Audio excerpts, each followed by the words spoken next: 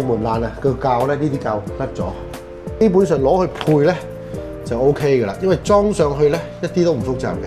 咁當然啦，而家有啲電動工具咧，咁簡單好多啦，係咪？咁個鉸冚幾多分咧，就視乎翻佢曲度嘅。